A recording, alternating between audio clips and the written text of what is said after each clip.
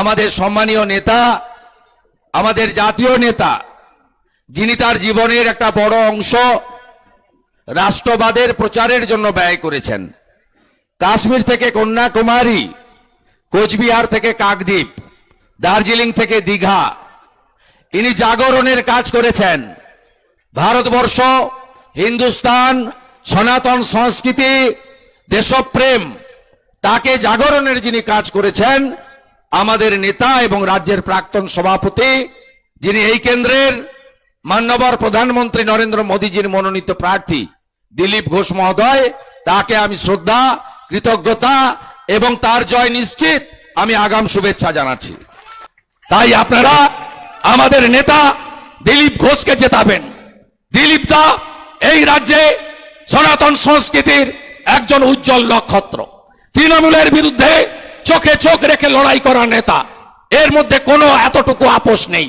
জনসংযোগ, গণসংযোগ, ছোট থেকে বড় অনুষ্ঠানে হাজির হওয়া, আপনাদের জন্য উন্নয়নের কথা পার্লামেন্টে তুলে ধরা। এই রাজ্যে যতজন এমপি আছে তৃণমূলের, তারা কেউ পার্লামেন্টে যায় না। দিলীপ ঘোষ 100 দিন পার্লামেন্ট চললে তাকে 95 দিন পার্লামেন্টে পাওয়া যায়, আর বাকি 250 দিন বছরে মর্নিং ওয়াক থেকে ইভিনিং পর্যন্ত আপনারা প্রত্যেকে সম্মানীয় দিলীপ ঘোষ মহোদয়কে পাবেন। দিলীপ ঘোষ মহোদয়ের পিছু টান নেই। ডেডিকেটেড টু দি নেশন, অকৃতদার, তার পরিবার আপনারাই হবেন তার পরিবার। আমি তার কাজ দেখেছি, তার ব্যবহার দেখেছি, তার জনপ্রিয়তা দেখেছি, তার লড়াই করার অকুতচিত্ত দেখেছি। অন্তত 20 বার তার গাড়িতে এই গুন্ডারা আক্রমণ করেছে, অন্তত 50টা মামলাতে তাকে মমতা পুলিশ অভিযুক্ত করেছে, কিন্তু মাথা নিচু করেনি দিলীপ ঘোষ। এই দিলীপ ঘোষের মতো বড় নেতাকে প্রধানমন্ত্রী নরেন্দ্র মোদীর কাছে পাঠান।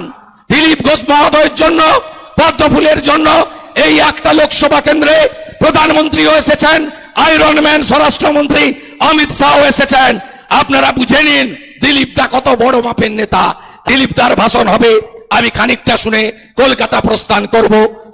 আজ এই সভা ছিল মাননীয় শুভেন্দুদার জন্য, তার ভাষণ শোনার জন্য আমরা সবাই এসেছিলাম।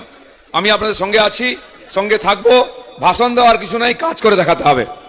তো মাননীয় শুভেন্দু অধিকারী, যিনি ছাত্র জীবন থেকে রাজনীতি শুরু করেছেন, যৌবন থেকে, কলেজে জিএস থেকে আরম্ভ করে আর রাজ্যের মন্ত্রী একাধিক ডিপার্টমেন্টে ছিলেন, তার যে অভিজ্ঞতা, তার যত বয়স প্রায় ততই অভিজ্ঞতা, তিনি আজকে আমাদের এই বর্ধমান দুর্গাপুরে বিজেপির প্রার্থীর পক্ষে, মোদীজির পক্ষে প্রচারে এসেছেন, আমার পক্ষে প্রচারে এসেছেন।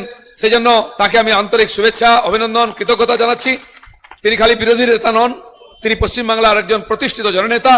তিনি বর্ধমানের মানুষের সঙ্গে আছেন, কাঁধে কাঁধ মিলিয়ে লড়তে চান, তাই এসছেন। আজ 2টি সভা করেছেন তিনি, তার মূল্যবান সময় দিয়ে তাকে আমি ধন্যবাদ জানাচ্ছি।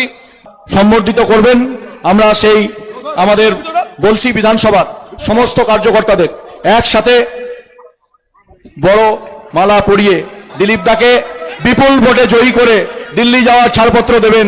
এখানকার মানুষজন